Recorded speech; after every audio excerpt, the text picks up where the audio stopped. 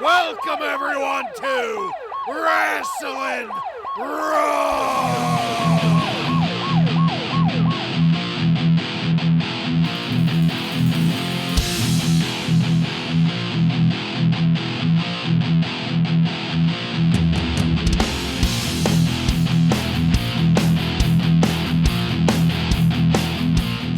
You're listening to Wrasslin Raw, the podcast that takes you back to when the World Wrestling Federation developed a little bit of an attitude. Thank you for joining us. You're here with Ryan Arico. Mankind is striking that casket with a steel pole. Get him out of here. Joe Giammatteo. Destrucity. Kudos to you on pronouncing it correctly the first time. I'm not sure I could have done that. I'm the one and only Jason Bartlett. We're going to examine WWE history, one episode of Raw at a time. In this episode of Wrasslin Raw, we're going to be talking about the Raw that aired on May 20th, 1996. This Raw was recorded at the Civic Auditorium in Sioux City, Iowa, and features Vince McMahon and Jerry the King Lawler on commentary. Are you guys ready? I'm ready. Ready. All right, then let's get into it. Last night, the WWF superstars turned out in force at Madison Square Garden, and Sonny was there and apparently smooched Phineas Godwin. We'll talk more about that later. Jealous. That's probably the only important thing that happened at Madison Square Gardens, right? Yes. The only thing that will be point blank told about, at least. It's what everybody was talking about after the show. For sure. A couple weeks later here at Christmas, Uncle Dave will pull us close to the fire and say, guess what I heard happened at Madison Square Garden the other night. But we will talk more about that later because we're going to go straight into our first match of the night. Stone Cold Steve Austin, with the $1 Million Man Ted Dibiase, defeats Marc Mero with Sable via disqualification in 10 minutes and 14 seconds. And here's the bombshell! Once again, Sable takes up as much of the hard camera as possible, with Marrow begging for attention scraps behind her, while Vince McMahon just highlights the bombshell nature of her presence there. And the ever-shrinking shirt that she's wearing. Austin is already in the ring and did not look impressed by any of this. This match started out well. The tie-ups that were traded weren't botched or anything. Marrow is getting better by the looks of things here. While we were sticking to the basics here at the beginning, the work wasn't bad at all, and I continued to be pleasantly surprised. Marrow's drop toe hold onto Austin looked great, looked very tight. And the rope work into the crossbody was pretty good too. This match had a lot of starts and stops to it, where we would get short bursts of action before sitting back in a hold for a minute, and this format of a match seemed to be working pretty well for Marrow.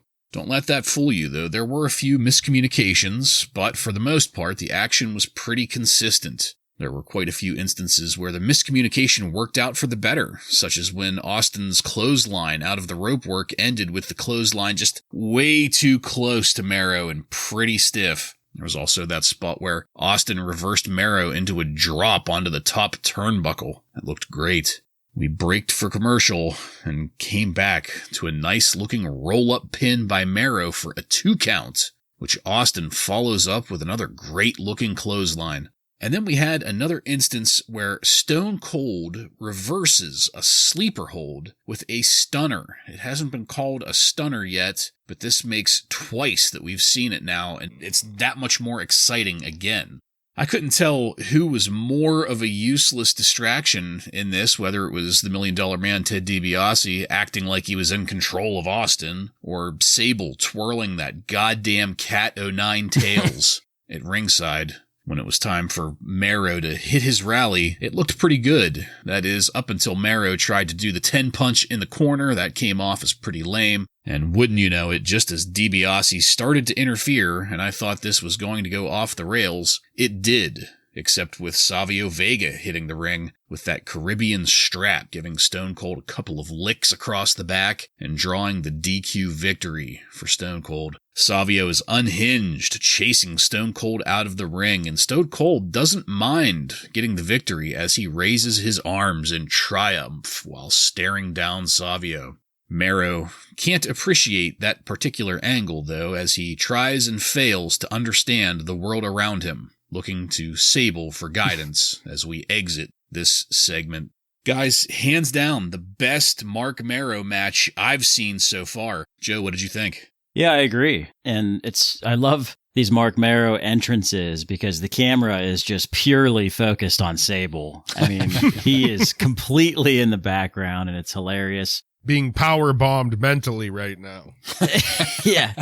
She has her Catwoman cosplay outfit on without the mask, though. We see her whole face right up there on the camera. The match was very good. I definitely agree with you. It was Marc Mero's best match that we've seen yet. There were some miscommunications, but I mean, it wasn't anything that was that noticeable. And Austin is still really using this Iceman gimmick a lot. He's not talking any trash. He's just mostly giving evil looks and facial expressions, which is pretty fun to watch. He's definitely not full-blown Stone Cold yet, so it's fun to watch. And I was really enjoying this match, but I do feel like Savio Vega kind of ruined it because it was kind of a heel move because it's not like he was coming out to save Marc Mero from anything. He was just coming out to give a cheap shot, which is what a heel would do. He did apologize to Marrow after he got in the ring. If he was coming out to save Marc Mero, he would have hit Sable in the face with that strap instead of Stone Cold in the back. And had he known that Marc Mero's career was going to end in like a year, he would not have apologized. But yeah, the match was good, but I didn't like the ending.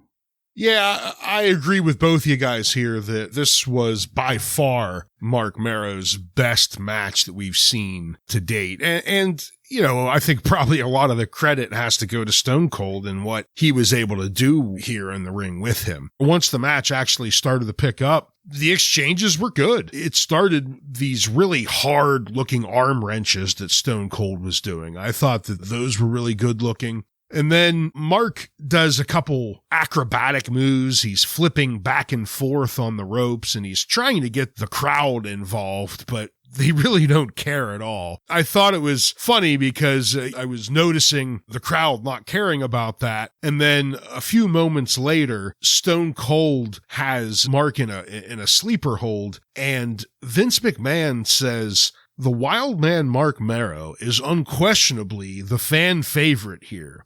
And then right behind him, you could see no one cheering, just like kids looking side to side and like people talking, just no one caring at all.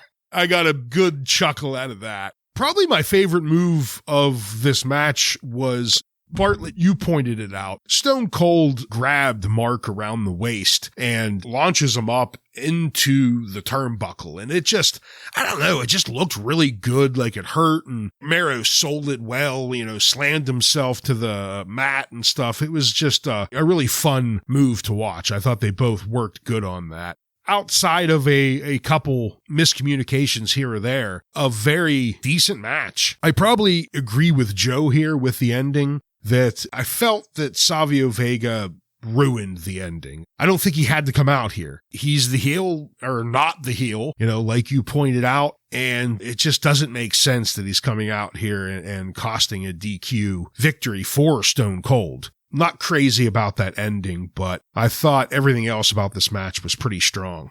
Well, I mean, I can't blame Savio for being very passionate about not wanting to be a chauffeur, which is something that we will get to. But first, we need to take a look at the Middle East once again. The people over there were decimated, losing freedom and all kinds of stuff due to the Iraqi invaders. But thank goodness Ahmed Johnson was there to give them a new perspective on things. Like, sure, they had their infrastructure destroyed, but at least they didn't have to take a spine buster from Ahmed Johnson. Congrats to Ahmed on being the first Kuwaiti Cup champion, and for bringing joy to all those people that got to see him wrestle multiple times in a tournament. But wait, the news didn't end there. Next week, we're going to have a King of the Ring qualifying match. Ahmed Johnson versus Vader. There will also be, and I can't believe I'm about to say this, Goldust versus the Ultimate Warrior in a King of the Ring qualifier. Speaking of, the Warrior was on hand in Astoria, New York, for the debut release of the Ultimate Warrior's comic book, called simply The Warrior. With this comic, you can learn about Destrucity, which Vince McMahon actually had to say on the air. Obligated. Obligated Contractually obligated. Taken to the cleaners. Vince claims that this is going to revolutionize the comic book industry. Joe, please, I know you're not as big on comic books as some others might be, but do you think the industry got revolutionized with the Warrior comic book? Most likely not, but this relationship between Vince and the Warrior has to be one of the most bizarre relationships in wrestling history. To make this deal, Vince is someone who has like so much power, and man, did he get hosed on this deal. He has to promote a comic book and Warrior University, and he gets absolutely nothing in return for it. There had to be like a... What do you mean? He gets Warrior versus Goldust twice. Yeah. With and he gets to beat up Mantar again. Unless there was some deal where it's like, hey, Titan Sports gets 50% of the profits or whatever. Like, but I kind of doubt it. I mean, both of these things were failures, right? The gym had to be a failure, and the comic book too. So. But I will say the King of the Ring tournament, the announcement of those matches is very exciting, given the fact that this is probably the most iconic King of the Ring event in history. So that's something to look forward to. Which, again, is all set up because of what happened at Madison Square Garden. Yes. Again, we'll talk about that later, but I guess I'll start first with the Bartlett. You condensed the official title of this. You mean the first Kuwaiti Invitational International Tournament. Jeez. Well, I am a fan of the whole brevity thing. Right. Well, and the Kuwaiti people lifted his spirits through this tournament and allowed him to become the first winner of that tournament. So great excitement for Ahmed Johnson, I'm sure. I'm with Joe, excited soon as I heard the qualifier match, just because we know where this is heading. Yeah. I'm not necessarily looking forward to Ahmed Johnson versus Vader. That's probably going to be a stinker, but maybe they'll surprise us next week. I don't know. And then into the Ultimate Warriors comic book. Revolutionized the comic book industry. When I heard Vince say that, I almost had to turn the episode off. I almost had to take a little bit of a break because it was just such a ridiculous statement. I looked up a little bit about it. I found that prior to the Ultimate Warrior's death, it didn't fetch a bunch of money, but ever since he died, it pulls in a little bit of money for number one, and then if you could have the full run, that goes for a little bit more. Maybe we'll get to read that someday. I don't know. I don't think it revolutionized the comic book industry. Let's leave it at that. If it was going to be successful at all, he's probably at least 6 years too late on that whole thing. Yeah. Well, I mean, if you want to know how successful it was, what I meant by the full run is 4 comic books and a Christmas special. So 5 total is what it made it. Now, had he done that in 1989 or 90, maybe there would have been 6 total. Maybe. Yeah.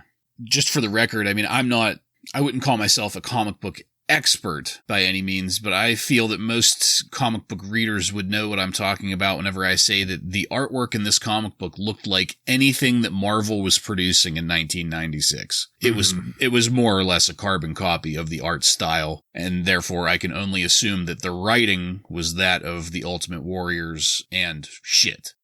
Vince did say that, right? That he was one of, or the head writer was Warrior Man.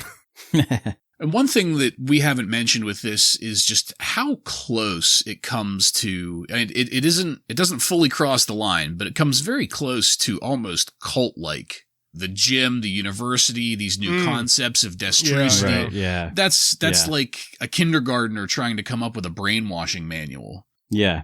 How far removed was this from Johnstown? About 20 years, I think. All right, well, we will leave behind the concept of destrucity to head now into our next match. Savio Vega defeats the 1-2-3 Kid with $1 Million Man Ted Dibiase by pinfall in 7 minutes and 47 seconds. Oh, by the way, Raw is brought to us tonight by Snickers. They're full of nuts. Tons of them.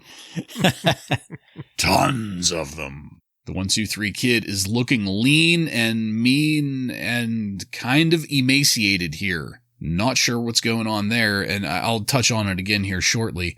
And then I got to the sad realization that we're going to have Ted Dibiase on commentary for this match, and he is going to take up the split screen talking about the goddamn chauffeur stipulation in the Caribbean strap match for the first couple minutes of this. We were lucky enough to see Savio's enziguri to the Kid in the corner, though. That looked fantastic. It sent the Kid sailing over the top turnbuckle and out of the ring.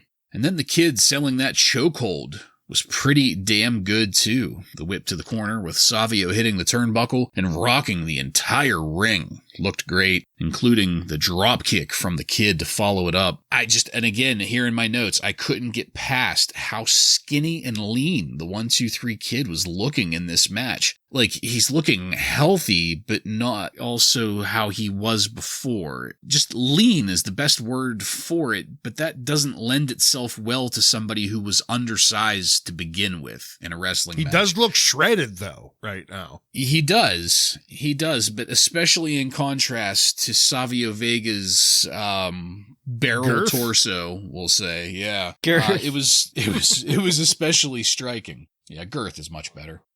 I also really liked how Savio was selling in this. Savio is really, really good at making an excellent dazed face. Like if he takes too many hits to the head area, he can almost go cross-eyed and kind of stare off into space in just the right way to really make you believe it. The second enziguri from Savio in the corner looked just as good as the first. Savio's kicking game was on point tonight. But the Kid was no slouch either. His spinning heel kicks were pretty damn nice as well. And then, out of nowhere, it was time to go home as Savio managed to get the Kid into a neat little roll-up for the pin and the 3 count. And predictably, Stone Cold Steve Austin hits the ring, turns it into a slobber knocker for a quick minute. We got hints of some of those earlier Savio-Austin matches with how frantic the beating was there.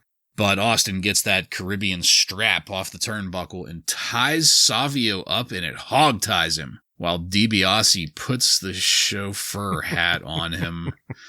It's like a bittersweet scene here because we have the strap getting tied around him, which was interesting, the chauffeur hat, which wasn't, and then a nice camera view of Savio dazed with the chauffeur hat on, getting just bitch slapped across the face. The hat stays on his head for that. And then the show pretty quickly moves along. But before we do here, Ryan, what did you think of this match? Well, I'm in agreement with you that I was excited when I saw 1-2-3 Kid versus Savio Vega. I'm like, this is probably going to be a pretty good match. But then I immediately had my hopes dashed a little bit when I realized Ted Dibiase was going to be on commentary. You know, and he comes down here and he just kind of flaunts it in front of our face that he's trying to ruin this awesome feud. Yeah. And he just sucks up the whole beginning of this match on commentary. Him and the Vince and King just don't pay attention to the awesome action that's happening in the ring, and they just talk about how Vega is going to be a chauffeur. And that's sad because the action that was happening in the ring was really entertaining.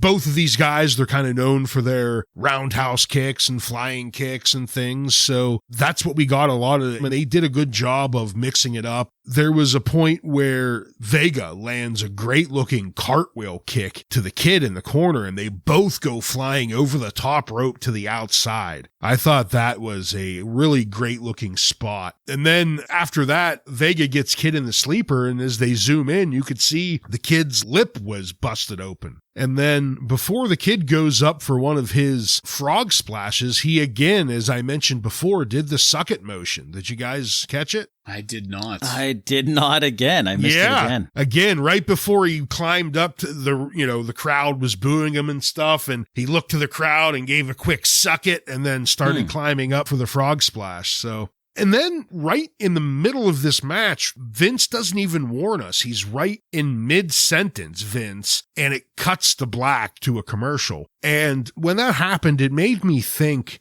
what has happened to all the cool commercial segments that we used to get? You know, like the WWF commercials, the Slim Jim commercials, those type of things. Yeah. We haven't really seen one of those in a while, and I kind of miss them. You got to wait till the holidays for all this, all those commercials. I guess all we really got outside of real commercials was that fucking Ed Begley Jr. Oh, my God.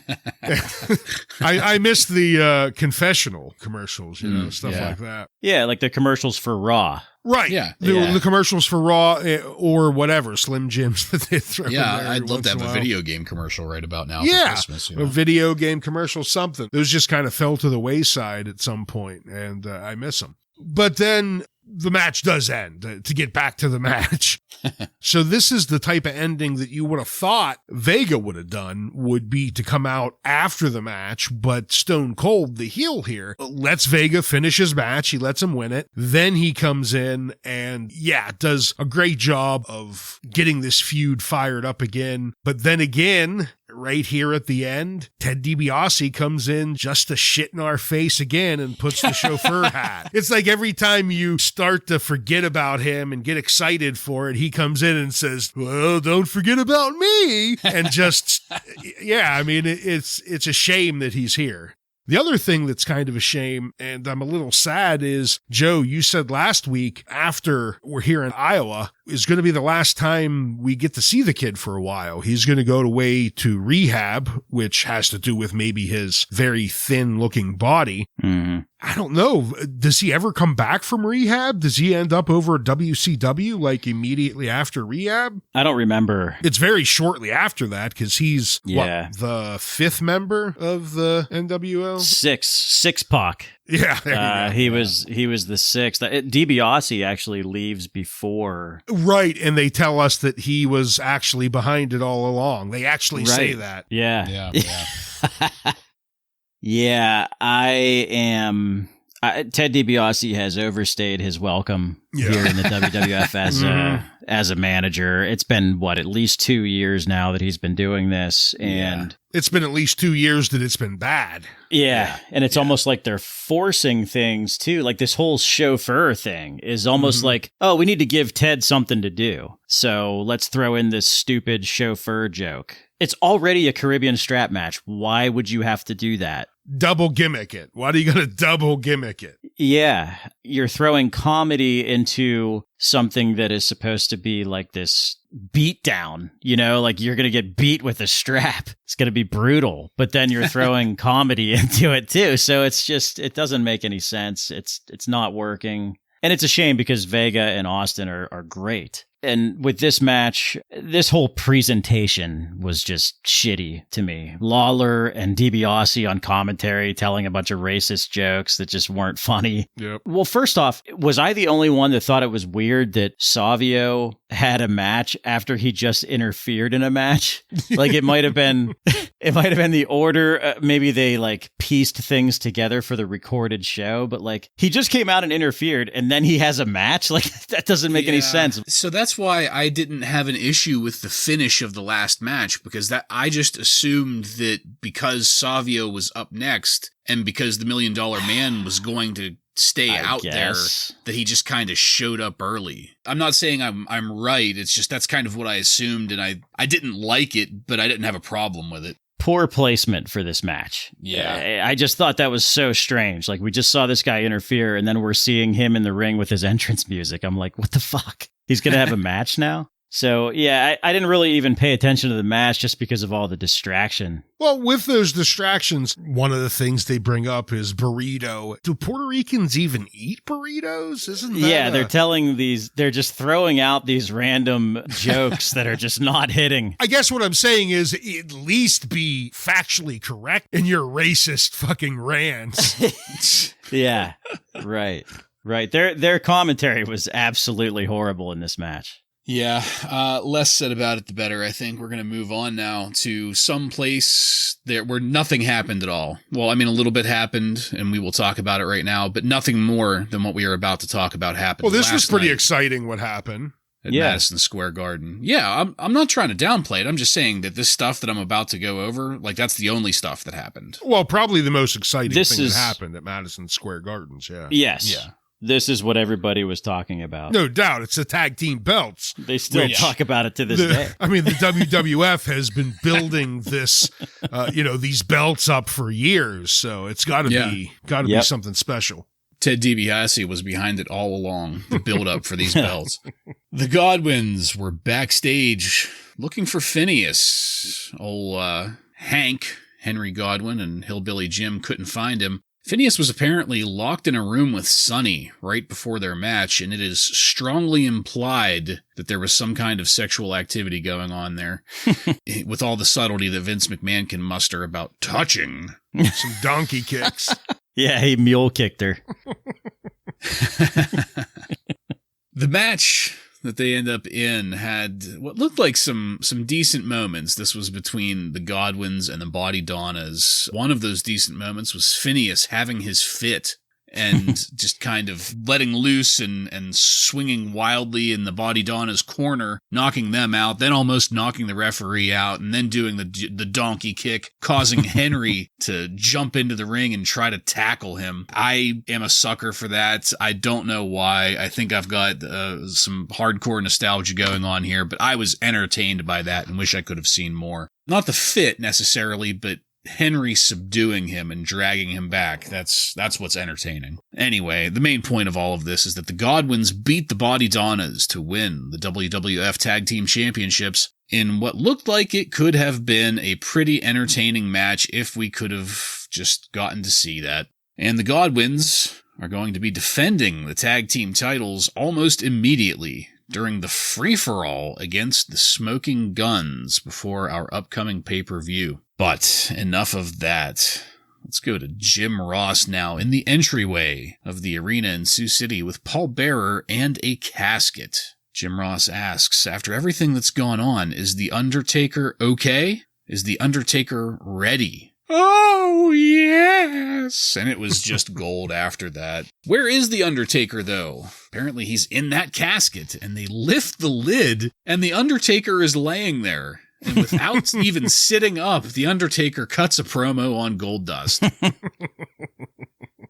But then, out of nowhere, Mankind shows up, wailing like a banshee, slamming the lid of the casket shut and tying it down with some kind of strap that may or may not have been Caribbean. Meanwhile, Goldust is there too, as he and Marlena isolate and then corner Paul Bearer, keeping Paul Bearer away from the casket as Mankind goes to get a weapon. This deranged idiot! He's beating that casket with a steel pole! And Mankind does beat the shit out of that casket. I'm sure the Undertaker was perfectly safe inside, but beating it multiple times with that steel pole, denting the shit out of it, and then tipping it over, it was a great visual. We cut to commercial then, and that is what ends this segment. Ryan, please, what did you think of our new tag champs and this casket segment with The Undertaker, Mankind, and Goldust? Well, with the segment with the tag team belts, I thought it was pretty great to see the Body Donnas lose the belts here. Only because, now they could truly be called the Jobber Bodies.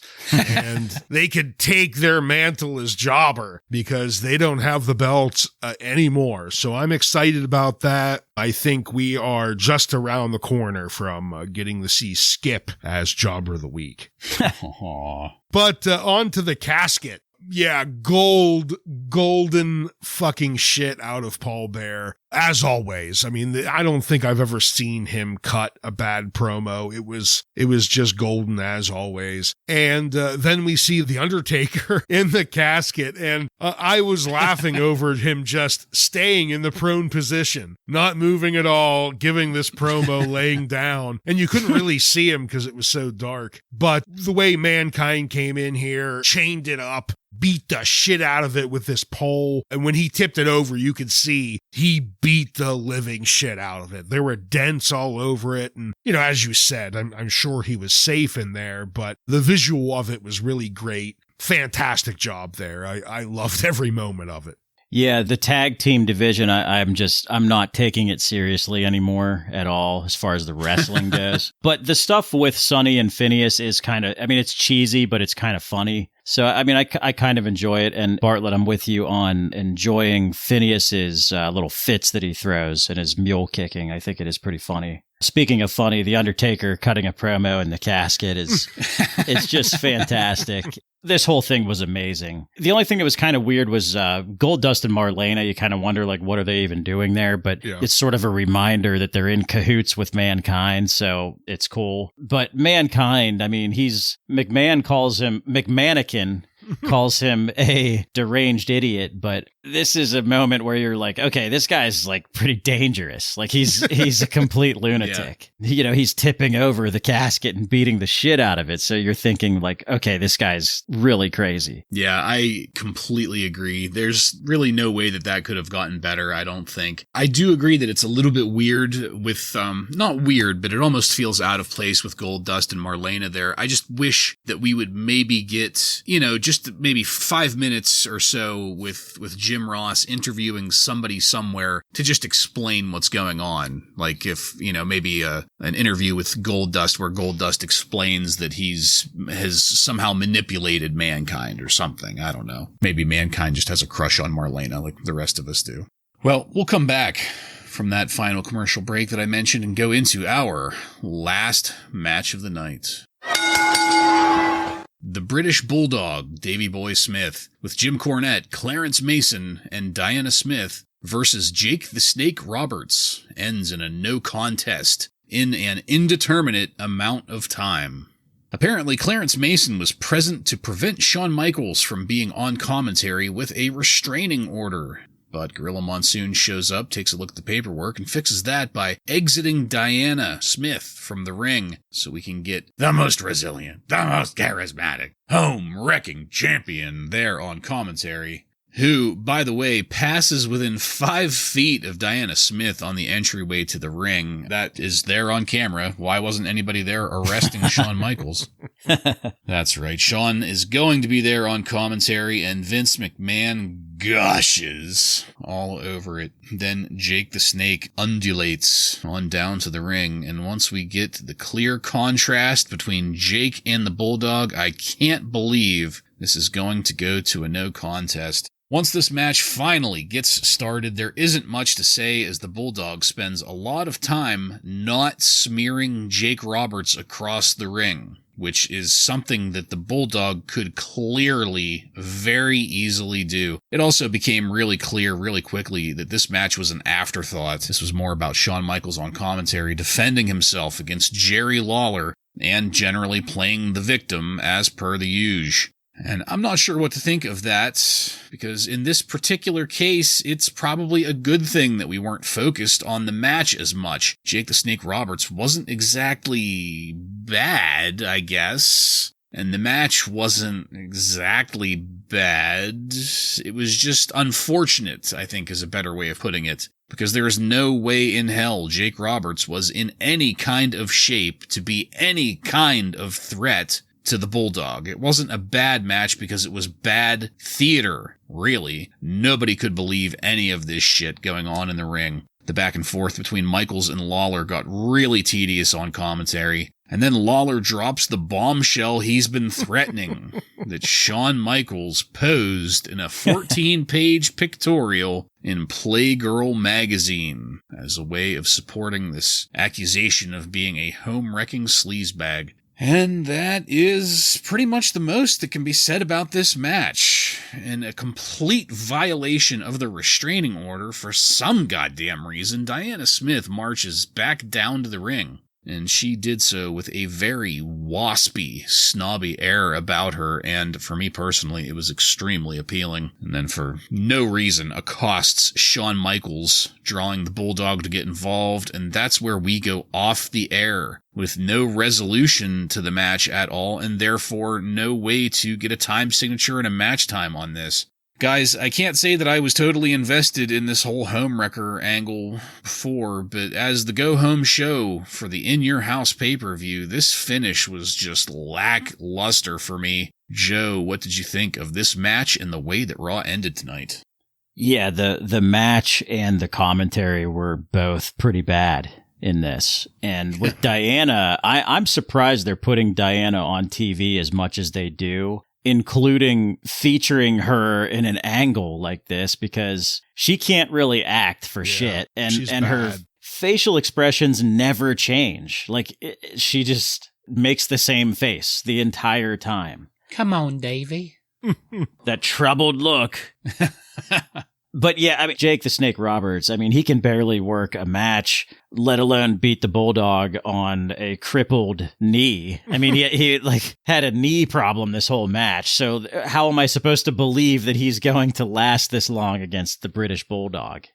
Yeah, we got the finish cut off. So what the hell? Are we excited for In Your House? Probably not, right? No.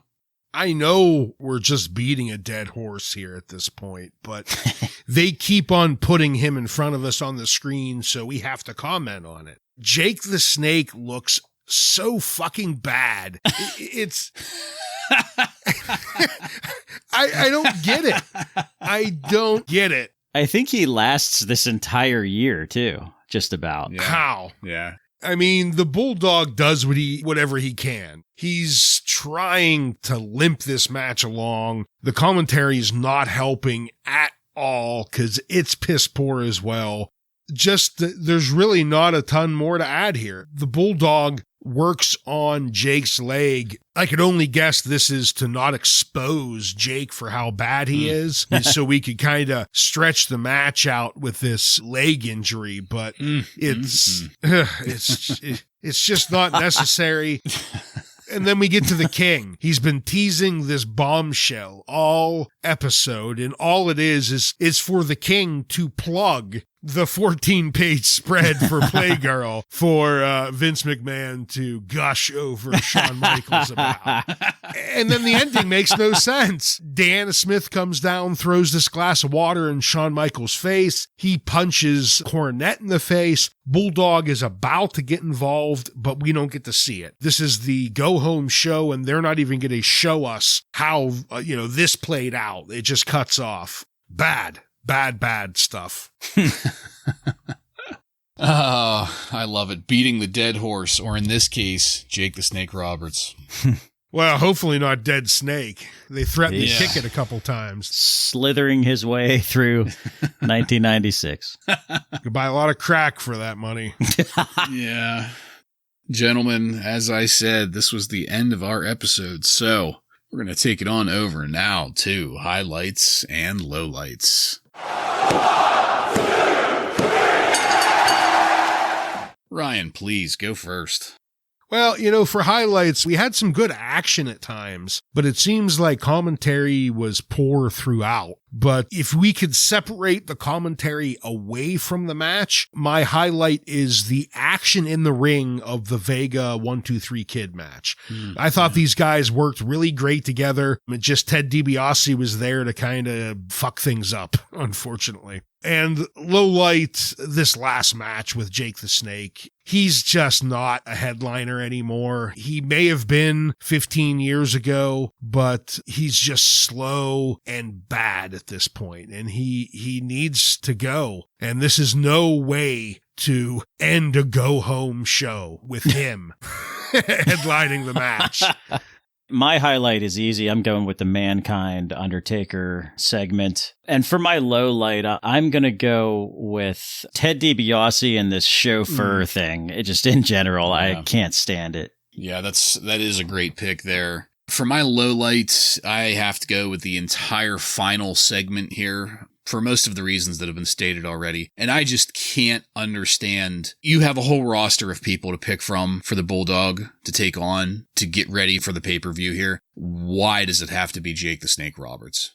Anybody else, for the love of Christ, please, anybody else. Well, didn't you see that footage from a couple weeks ago where they had the feud over Kuwait? Yeah. He's afraid of snakes. It was such just shitty storytelling. Just really, anybody else. They could have picked anybody and thrown it in, and it would have worked just as fine. My highlight was the Austin Marrow match. I was really happy to see Marc Mero having a good match for once. It's getting me closer to that nostalgia. Who? Sable. Oh, yeah. Sable's husband? That guy flexing behind Sable, like in the upper right-hand corner.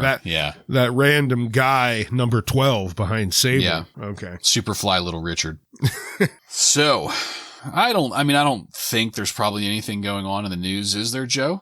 There's something called a curtain call. I don't know if you guys have heard of that. Curtain call? No. Yeah. Please, let us know. Well, Dave Meltzer in The Observer, he writes that the final appearances of Diesel and Razor Ramon in the WWF came in a strange curtain call finale of The Click on May 19th at Madison Square Garden. Dave writes, the big news on the show was supposed to be the tag team title change, but it was hardly the main topic of conversation regarding the show. As usual. Yeah. And to get off topic just a little bit, Meltzer seems to think that the tag belts are eventually going to go to Owen Hart and British Bulldog down the road. So we'll keep an eye on that. That's interesting. Both Diesel and Razor Ramon were the recipients of "You Sold Out" and "Please Don't Go" chants at the show. Razor Ramon was booed in his match with Hunter Hearst Helmsley, who actually replaced Goldust. After the match, Razor Ramon grabbed a microphone and said, "Say goodbye to the bad guy." After a very strong main event cage match where Shawn Michaels beat Diesel to keep the WWF title, it was time for the curtain call. Michaels kissed Diesel, who revived like the frog kissed by the princess, and the two hugged in the ring. Razor Ramon and fellow Click member Hunter Hearst Helmsley came into the ring, and the men got on all four posts, giving the Click hand symbol to the fans and hugged each other in the ring. This final moment was not approved by WWF officials. And the other Click member, 123 Kid, was not at the show, as his future with the company is somewhat in question after showing up to a Superstars taping in no condition to work. We later know that he went to rehab, so he was not there. So this has been discussed to death in podcasts and YouTube. You guys can comment on the actual curtain call itself, but what I want to ask you guys is, since we've seen most of Razor Ramon's WWF run and we've seen all of Diesel's run, what are your thoughts on both of these guys? I guess the impact they had, and what do you think moving forward? Whoever wants to go first. Ryan, why don't you take that? All right, well, to start off, I'll go with Razor Ramon. He has been absolutely fantastic to watch since we started. I mean, he's a longtime favorite of mine. You know, maybe not quite up there as far as you like him, Joe. I know, Joe, he's one of your all-time favorites. Oh, yeah. But he's one of the greats. And I can't remember too many poor matches, you know, maybe a couple with Shane Douglas that were bad. I don't know, whatever reason that he really hated Shane Douglas and wanted to make him look like shit. But outside of those matches, he has been just really fun to watch. and his character's great. His entrance is great. One of the bests that we've had in our time so far reviewing. So it's sad that he's going to be gone. That's going to be some hard shoes to fill. Diesel, on the other hand, he just has not been utilized correctly his entire time here. I think if we could have kept him maybe as his straight heel as he came in at the beginning with Shawn Michaels, maybe it would have went better, but they tried to switch him over to this baby face, and then they strapped the belt on him and let him keep it for almost a year, and he really never had a strong match outside of a couple decent matches with Bret Hart. It never really caught on. So Diesel hasn't been, for a big athletic guy like him, hasn't been too much of a hit here. And as we know, he's going to go on to WCW and do great things. So I think that has to be blamed on the booking here. So that's pretty sad. As far as my thoughts on the curtain call goes, yeah, it's a tough thing. These guys were all friends, but I think in the end, it was disrespectful to the guys in the locker room. You have a lot of people back there. I know Diesel, especially, I've seen in interviews try and play it off as, we didn't really realize what we were doing. Shut the fuck up. Yeah, you did.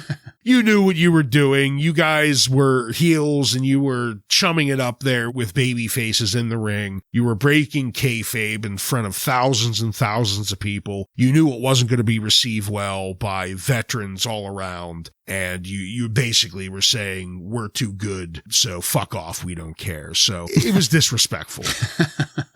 Yeah, I'd agree with that. Bartlett, your thoughts? So I'll start off with Scott Hall, Razor Ramon. I was always a huge Razor Ramon fan. Again, not as much as you, Joe, but I always liked his matches. And much like you said, Ryan, a small handful of matches that I can look back on and say that those weren't that good. But by and far, most of his matches were top-notch most of the time. I mean, he gave us one of the best matches I've ever seen in my entire life with the first ladder match. And the second one is up there too. But I say that only to say this.